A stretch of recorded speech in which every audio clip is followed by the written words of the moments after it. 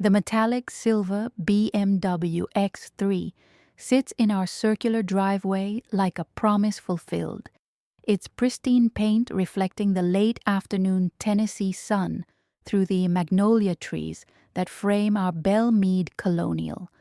The leather interior still carries that intoxicating new car scent, mixed with the faint vanilla from the air freshener I chose at the dealership 3 weeks ago. Have you ever received a gift so perfect that you almost couldn't believe it was truly yours, only to discover that others felt entitled to it too? Zoe, sweetheart, come see what your father and I picked out for your 30th birthday. Mom had called from the front porch that Saturday morning in September, her voice carrying the particular excitement she reserved for moments she considered Instagram-worthy. Victoria Beaumont has always understood the power of grand gestures, especially ones that photograph beautifully against our house's white columns and boxwood hedges. I remember walking down the stone steps in my coffee-stained pajamas, expecting maybe a garden sculpture or new patio furniture, something suitable for a daughter who'd just been promoted to Director of Public Relations at Caldwell & Associates, Nashville's premier crisis management firm. Instead, there it was, $48,000 of German engineering with an enormous red bow tied around the rearview mirror. "Happy birthday, Princess," Dad said, his voice warm with paternal pride as he handed me the keys. Harrison Beaumont's idea of celebration has always involved significant financial investment, as if love could be measured in invoice amounts. "You've worked so hard building your career, managing all those corporate crises.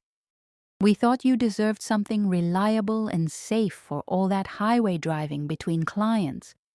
The gesture felt overwhelmingly generous and perfectly thoughtful.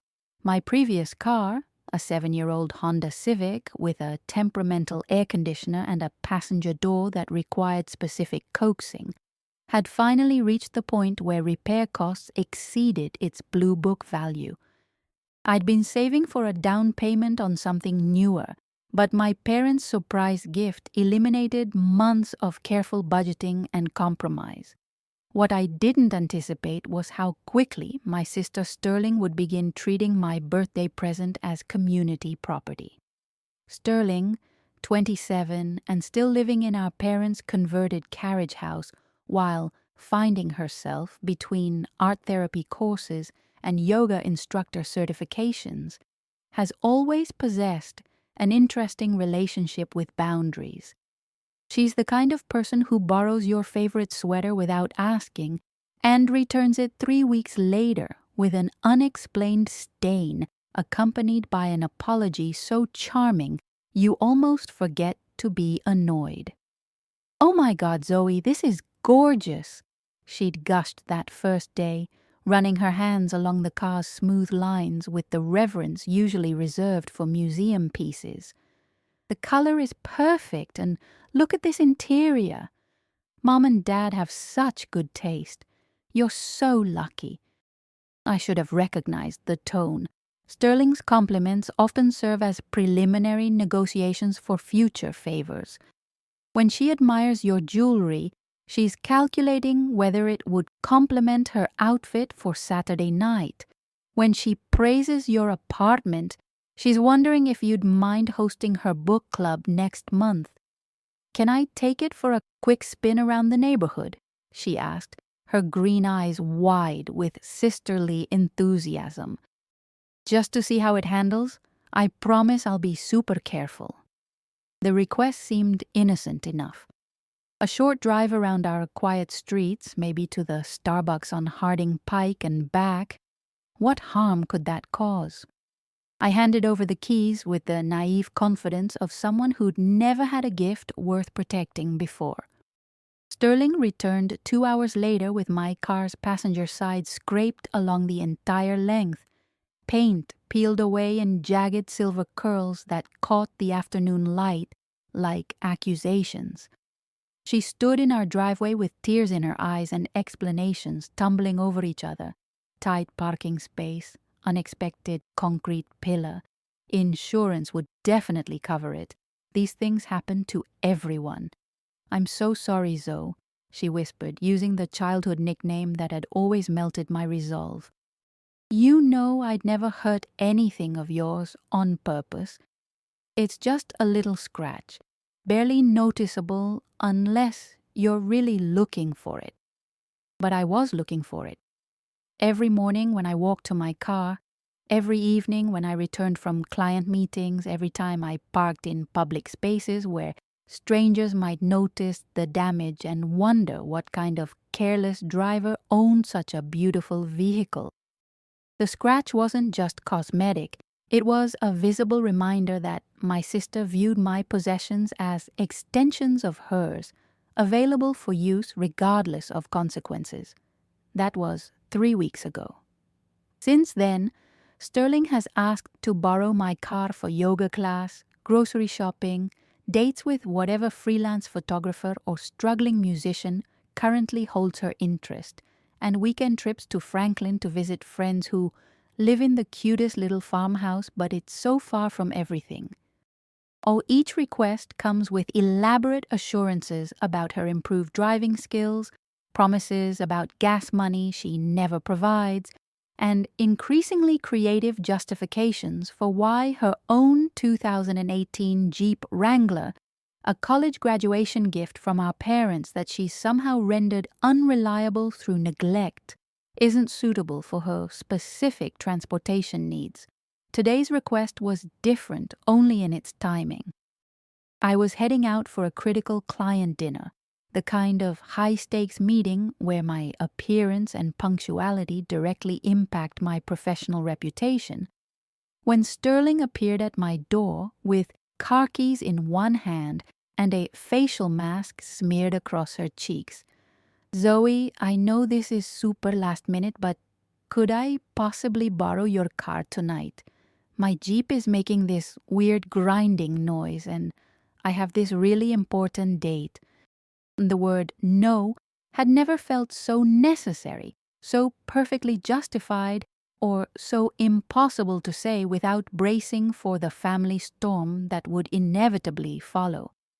No, Sterling, I said, the words feeling strange and unfamiliar in my mouth as I stood in my front doorway, car keys gripped tightly in my palm. I need my car tonight for a client dinner, and frankly, I'm not comfortable lending it out anymore after what happened 3 weeks ago. The facial mask around Sterling's eyes cracked slightly as her expression shifted from hopeful expectation to genuine surprise. In 30 years of sisterhood, I'd never denied her a direct request for something she wanted. I was the accommodating older sister, the one who shared birthday presents and Halloween candy, who gave her my allowance money when she'd spent hers impulsively on lip gloss and magazines.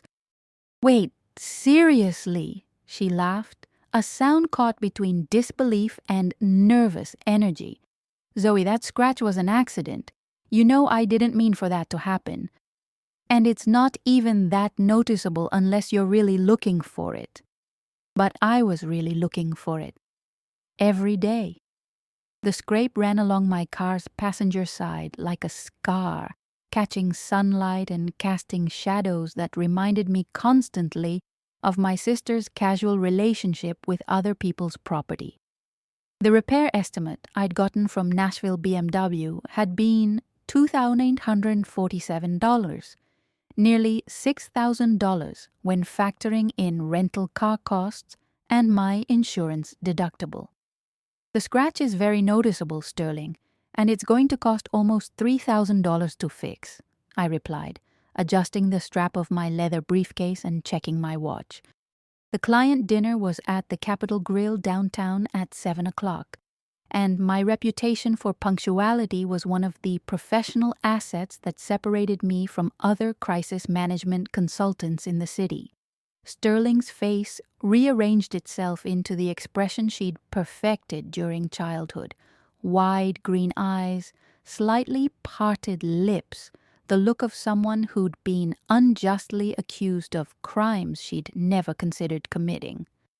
$3,000? That can't be right.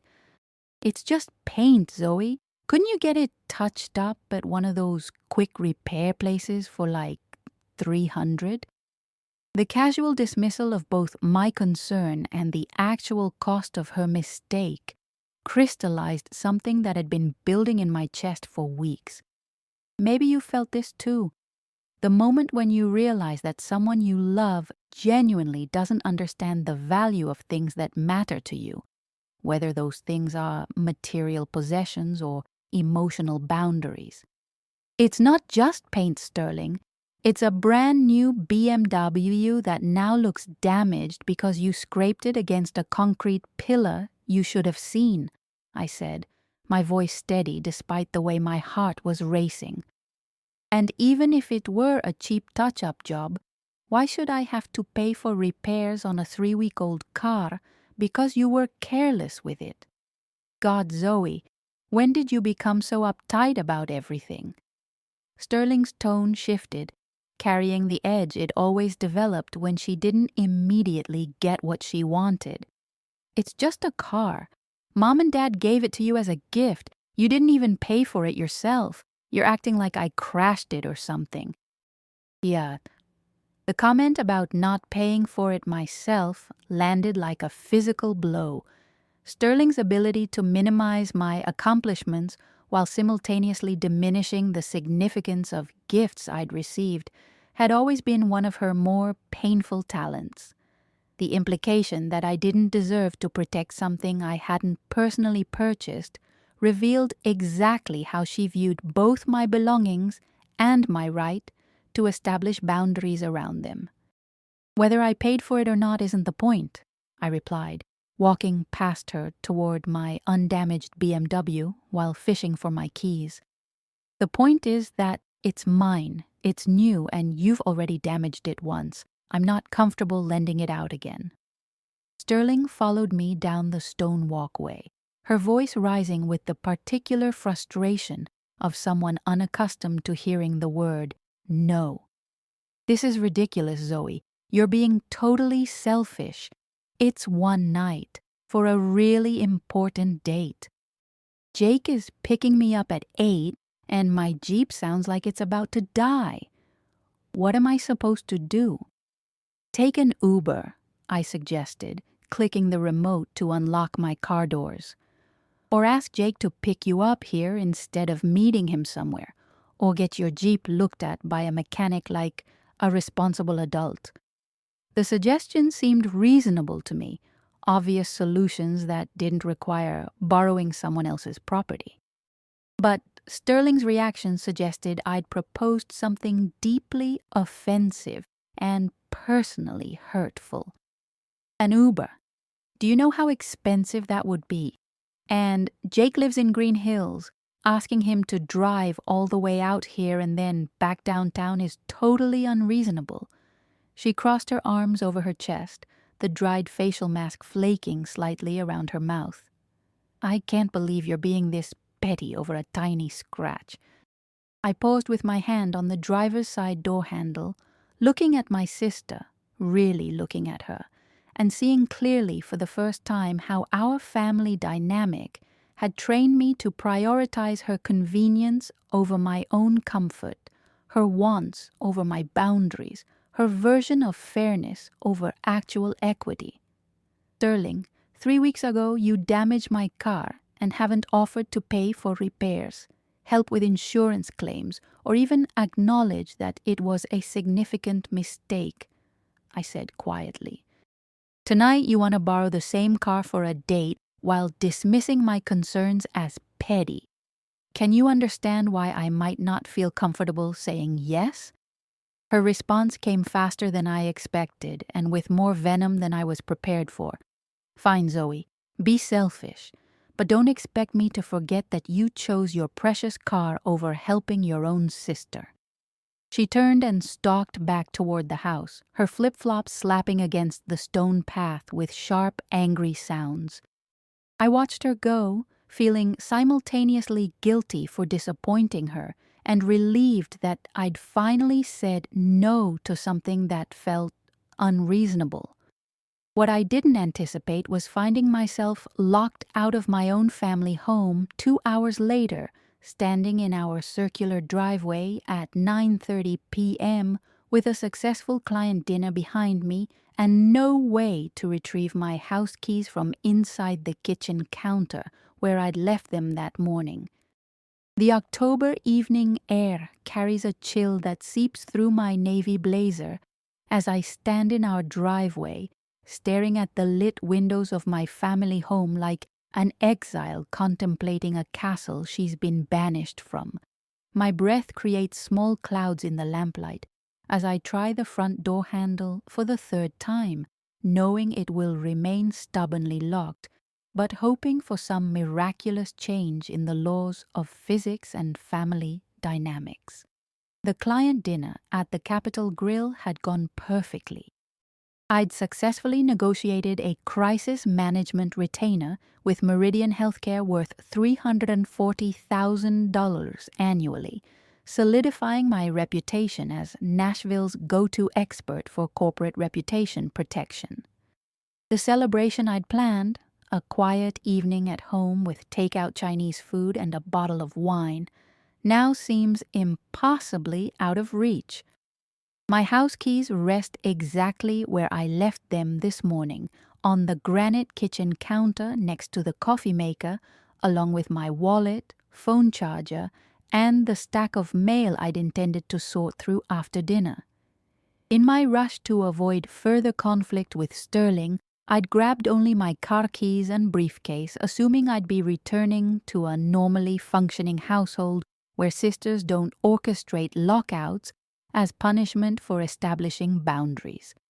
The carriage house behind our main residence glows warmly in the darkness, its windows revealing glimpses of Sterling's bohemian lifestyle. String lights, vintage posters, furniture that looks artfully distressed whether by design or neglect. I can see her shadow moving across the space, probably getting ready for her date with Jake or whatever struggling creative professional currently holds her romantic attention. Walking across the dew-dampened grass toward her door feels like diplomatic negotiation in a war I never intended to start. My heels sink slightly into the soft ground, and I realize how ridiculous this entire situation has become.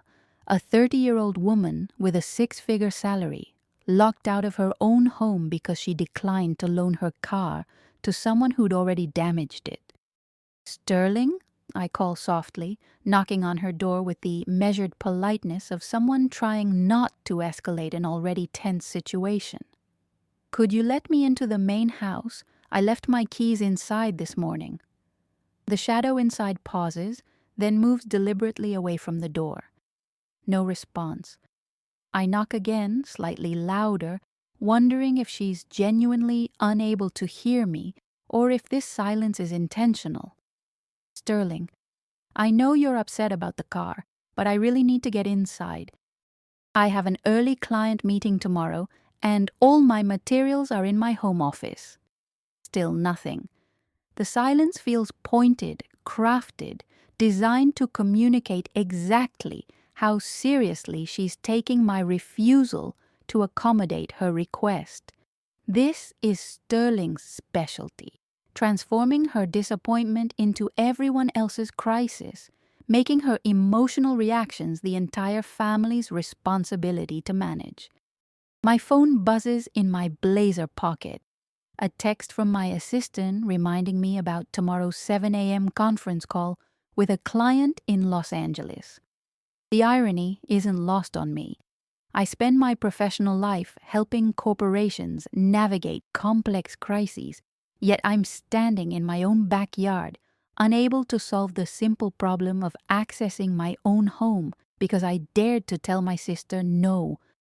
I try calling the main house landline from my cell phone, listening to it ring through the windows while simultaneously hearing it echo from inside Sterling's carriage house. Apparently, she's turned the volume up on her phone to ensure she doesn't miss any calls from Jake or other social priorities. just not calls from family members she's currently punishing. The realization hits me with uncomfortable clarity. This isn't an accident or oversight. Sterling has deliberately created this situation as retaliation for my boundary setting earlier tonight. She's locked the main house and is refusing to acknowledge my presence, forcing me to experience consequences for declining her request that feel disproportionate to my actual offense. If you've ever been punished by family members for establishing reasonable limits, you understand the particular frustration of this moment. The gasoline that it takes to get from self-doubt, maybe I was too harsh, to anger, this is manipulative and wrong, to something approaching clarity, I don't deserve to be treated this way.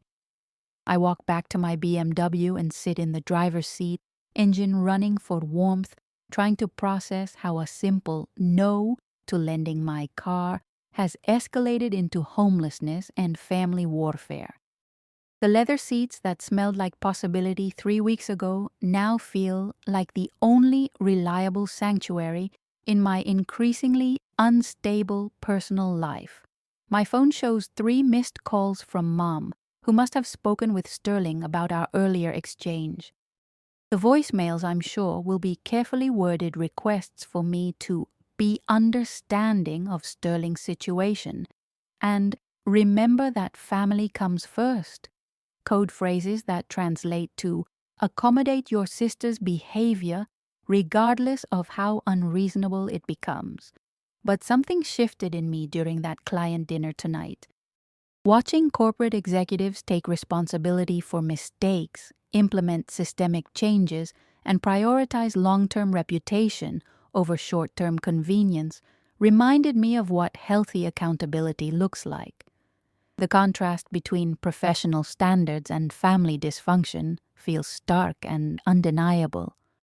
I scroll through my contacts, looking for someone who might offer a guest room for the night without requiring a detailed explanation of how a successful adult woman ended up locked out of her own home by her younger sister. My college roommate Emma lives 20 minutes away in Franklin, but explaining this situation would require admitting things about my family dynamic that I've never said aloud. Instead, I find myself calling the Hampton Inn on West End Avenue, making a reservation that costs more than Sterling's date tonight probably will. The hotel clerk's professional kindness feels like a relief after an evening of family manipulation. Straightforward transaction, clear expectations, no hidden emotional landmines or punishment for reasonable requests. As I pull out of our circular driveway, I catch a glimpse of Sterling watching from her carriage house window. She's fully dressed now, makeup perfect, probably waiting for Jake to arrive and whisk her away to whatever restaurant or bar will serve as the backdrop for tonight's romance. The image of her watching me leave, watching me choose a hotel over capitulation, crystallizes my growing understanding that this conflict isn't really about car access. It's about whether I'll continue accepting a family dynamic where my comfort, possessions, and boundaries remain secondary to Sterling's wants, or whether I'll finally insist on the kind of mutual respect that should exist between adult siblings. Driving toward downtown Nashville, I realize I'm about to find out which version of myself will emerge from this crisis. The accommodating older sister who always eventually gives in, or the woman who believes she deserves better treatment even from people she loves. The Hampton Inn's lobby smells like industrial coffee and corporate optimism at 7:15 a.m. when I walk through the automatic doors after the most restful night's sleep I've had in months. There's something liberating about hotel anonymity, no family dynamics to navigate, no Sterling-related crises to manage, just pristine white sheets and a thermostat I control entirely. My phone shows 17 missed calls from Mom, 12 from Dad, and surprisingly, none from Sterling. The voicemails paint a predictable picture of family crisis management. Mom's increasingly frantic messages about miscommunication and working this out like adults, followed by Dad's judicial tone suggesting proportionate responses and maintaining family harmony. The final voicemail, left at 11:43 p.m., changes everything. "Zoe, honey, it's Mom. Sterling just told us what happened with the car situation, and frankly, we're very disappointed in your reaction. Your father and I gave you that BMW as a gift because we love you, not so you could use it to hurt your sister's feelings. We need to talk about this as a family. Come home so we can resolve this properly." The message crystallizes exactly what I suspected. Sterling has successfully reframed the entire situation.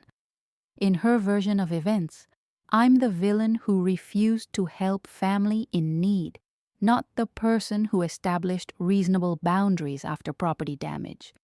The lockout has been repositioned as justified consequence rather than manipulative punishment.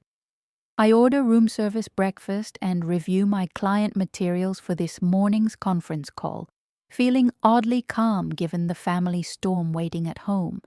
Professional competency has always been my sanctuary during personal chaos, the one arena where my judgment remains unquestioned and my authority unchallenged. The call with Meridian Healthcare goes perfectly. We finalize contract terms for their annual retainer, discuss quarterly strategy reviews, and establish protocols for crisis communication that prioritize transparency and accountability.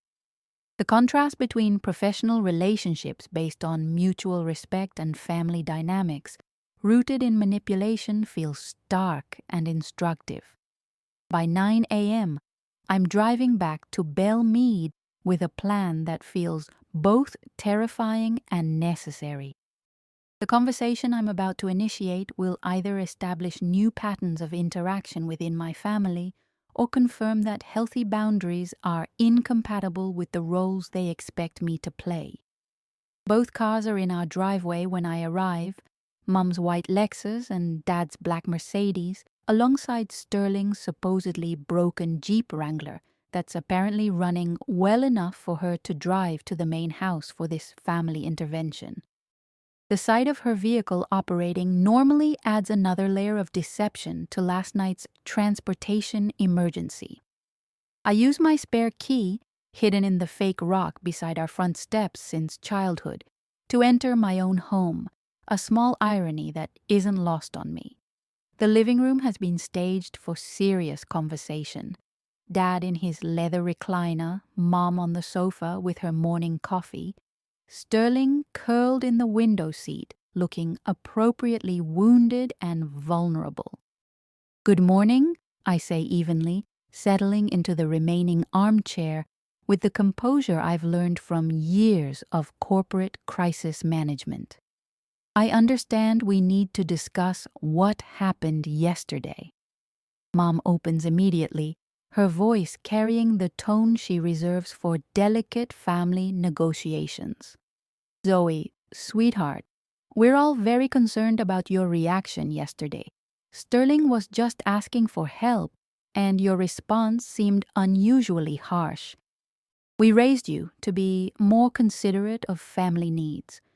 The framing is masterful, my boundary setting recast as character deficiency, Sterling's entitlement repositioned as legitimate need, the entire conflict attributed to my sudden failure to embody family values properly. This is how family dysfunction perpetuates itself, by making reasonable responses seem unreasonable. "What specifically about my response was harsh?" I ask, using the neutral questioning technique that works well with defensive corporate executives. I declined to lend my car to someone who had already damaged it and hasn't taken responsibility for repairs. That seems like a reasonable decision. Sterling's eyes fill with tears on cue, a response so perfectly timed I almost admire its theatrical precision. Zoe, you know that scratch was an accident. I said I was sorry 100 times.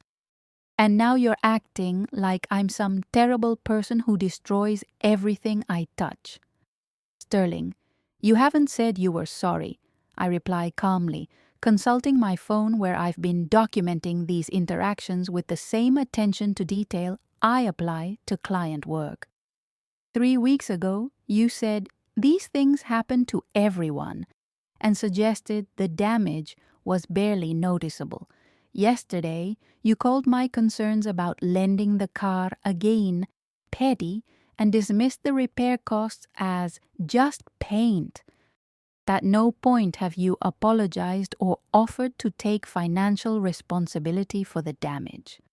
The precision of my recollection clearly surprises everyone, including myself. Treating family dysfunction with professional documentation standards reveals patterns that emotional responses tend to obscure. Dad clears his throat, assuming his judicial voice. Zoe, your mother and I are concerned that you're being disproportionately rigid about this situation. Sterling made an honest mistake, and families help each other through difficulties. Your reaction suggests you value material possessions over family relationships. The accusation lands exactly where it's intended, at my deepest insecurity about being selfish or uncaring. For 30 years, this line of reasoning has convinced me to prioritize other people's comfort over my own legitimate needs. But something has shifted in my capacity to absorb this type of emotional manipulation. Dad, respectfully, I think there's been some miscommunication about what actually happened, I reply, maintaining professional calm despite my racing heart. Sterling damaged my car through careless driving, hasn't taken responsibility for repairs, and then retaliated against me for declining to lend it again by deliberately locking me out of my own home last night. The issue isn't about valuing possessions over relationships. It's about whether family members can establish reasonable boundaries without facing punishment. The silence that follows feels charged with recognition none of them want to acknowledge. Sterling's tears have stopped, replaced by something approaching alarm as she realizes her narrative is being challenged with facts rather than accommodated with apologies. That's not what happened, Sterling protests, but her voice lacks its usual conviction. The house locks automatically at 9 p.m. I didn't know you were coming home late. Sterling, I saw you watching from your window when I left at 9:30. I respond gently but firmly. And you ignored my knocking and phone calls for 20 minutes before that. This wasn't an accident. It was retaliation for my saying no to something you wanted. Mom sets down her coffee cup with deliberate care, a gesture that usually precedes her most serious attempts at peacekeeping. Zoe, even if that's true, don't you think you're overreacting? Sterling was upset. People sometimes act emotionally when they're hurt. Can't we all just move forward and put this behind us? The question represents everything wrong with our family's approach to conflict. Ignore the behavior, minimize the impact, blame the victim for not accommodating dysfunction gracefully enough. It's the same pattern that's taught me to accept less than I deserve in every relationship, to apologize for other people's mistakes, to prioritize peace over justice consistently. Mom, I love Sterling, and I love this family, I say carefully, but I'm not willing to put this behind us without establishing some basic agreements about how we treat each other going forward. What happened last night was manipulative and hurtful, and pretending otherwise won't prevent it from happening again. The words hang in our living room like a declaration of independence, marking the moment when accommodating Zoe officially stops accommodating behavior that feels abusive. Whatever happens next will determine whether my family can evolve beyond the patterns that have defined us, or whether choosing self-respect means choosing separation from people I love. 8 months later, I'm sitting in my new Gulch apartment's floor-to-ceiling windows, watching Nashville's skyline paint itself gold in the April sunset, while Sterling's name lights up my phone screen for the 3rd time this week. The luxury high-rise I chose offers everything our family home never could: boundaries that hold, respect for personal property, and neighbors who understand that no is a complete sentence. The transition wasn't seamless. That October morning in our Belmead living room marked the beginning of 6 months of family negotiations that felt like diplomatic talks between warring nations. Dad's judicial training served him well in crafting compromises that sounded reasonable, but required me to accept most responsibility for family harmony. Mom's peacekeeping instincts led to elaborate plans for mediation and healing that invariably positioned my boundaries as obstacles to overcome rather than rights to respect. Sterling's response was predictably dramatic. She oscillated between tearful apologies that lasted exactly long enough to secure whatever she wanted, and wounded accusations that I'd become cold and selfish since my promotion. The pattern continued until I implemented what I call my professional standards policy, treating family requests with the same documentation and accountability measures I use with corporate clients. The first time Sterling asked to borrow my car after our October confrontation, I provided her with a written agreement outlining insurance responsibilities, damage protocols, and financial accountability for any repairs needed. Her reaction, outraged disbelief that I would legalize family relationships, told me everything I needed to know about her commitment to actual change versus performative apologies. "You're treating me like a stranger instead of your sister," she'd protested, as if family relationships should exempt people from basic consideration and responsibility rather than holding them to higher standards. "Sterling, I'm treating you like an adult who can take responsibility for her actions," I'd replied. "If that feels unfamiliar, maybe we should explore why." The documentation approach worked beautifully, primarily because it eliminated Sterling's ability to rewrite history when conflicts arose.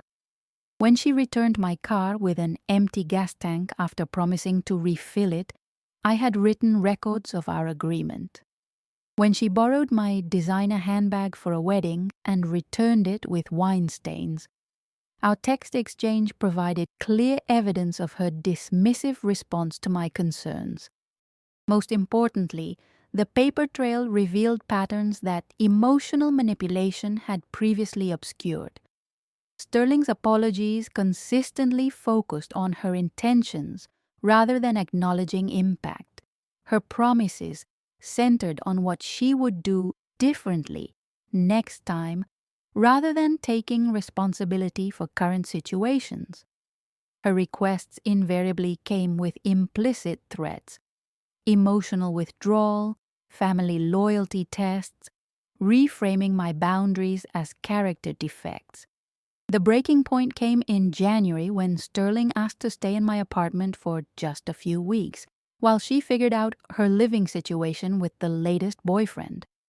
The request came packaged with familiar emotional leverage.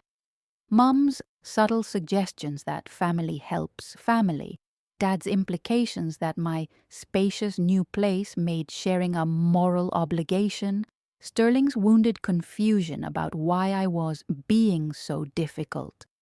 But I'd learned to translate family language into professional terms. Sterling wasn't asking for temporary housing. She was requesting open-ended access to my space without clear boundaries, accountability measures, or exit strategies. In corporate terms, this was a hostile takeover disguised as collaboration. I'm not comfortable with that arrangement, I told her, watching her face cycle through the familiar expressions of surprise, hurt, and calculated vulnerability. But I'd be happy to help you research apartments in your price range or contribute financially to first month's rent at a place that works for your lifestyle. The alternative I offered was reasonable, generous, and completely unacceptable to someone accustomed to full accommodation. Sterling's response involved tears, accusations about my changed priorities, and ultimately, a family meeting where I was asked to explain why I was abandoning my sister during a difficult time. That meeting, held in our familiar living room with the same seating arrangement as October's confrontation, marked my graduation from boundary setting to boundary enforcement. I arrived with printed copies of our text exchanges, documentation of Sterling's housing requests over the past 3 years, and a clear statement of what I was willing to offer versus what was being demanded. I love Sterling and I want to support her success, I said, distributing my documentation like corporate briefing materials. But support doesn't mean eliminating consequences for choices, and love doesn't mean accepting treatment that damages my well-being. I'm offering genuine help, financial assistance, and research support for finding appropriate housing. What I'm not offering is unlimited access to my space without boundaries. The family's response was swift and predictable. I was being unreasonably rigid, prioritizing independence over family loyalty, allowing professional success to distance me from the values they taught me. The criticism stung because it contained fragments of truth wrapped in manipulative packaging. I was indeed prioritizing my well-being over family comfort, choosing independence over enabling dysfunction, using professional skills to protect personal boundaries. By February, I'd moved to my downtown apartment and established what I call limited contact protocols with my family. Sunday dinners became monthly brunches in public restaurants. Holiday celebrations moved to neutral venues with defined start and end times. Sterling's requests for favors now go through the same evaluation process I use for client proposals. Clear scope, defined outcomes, mutual benefit assessment. The results have been transformative. Sterling, faced with consistent boundaries and accountability expectations, has begun developing actual problem-solving skills. She's enrolled in a business management certificate program, found a roommate situation that doesn't involve family subsidies, and most surprisingly apologized for the car damage from last October. Not a performative apology designed to secure future favors, but genuine acknowledgement of impact and responsibility. I realize I was treating your things like they belonged to everyone, she said during our March coffee meeting, her voice carrying unfamiliar sincerity.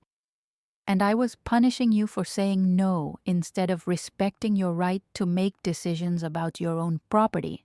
That wasn't fair, and I'm sorry it took me this long to understand.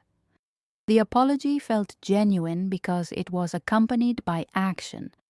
Sterling paid for the BMW's repair work without being asked, sent me documentation from the body shop, and hasn't requested car access since.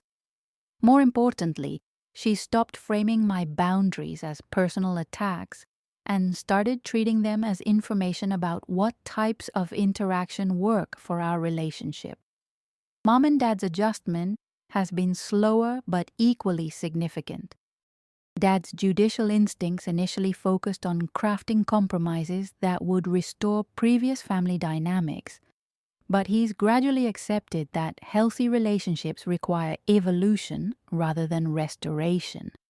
Mom's peacekeeping efforts have shifted from pressuring me to accommodate Sterling's behavior to encouraging Sterling to develop more consideration for others. "We're proud of the woman you've become," Mom said during our last dinner together, her words carrying weight because they acknowledge growth rather than lamenting change. "You found ways to love us while protecting yourself, and that's actually what we always wanted for you, even when we didn't understand how to support it."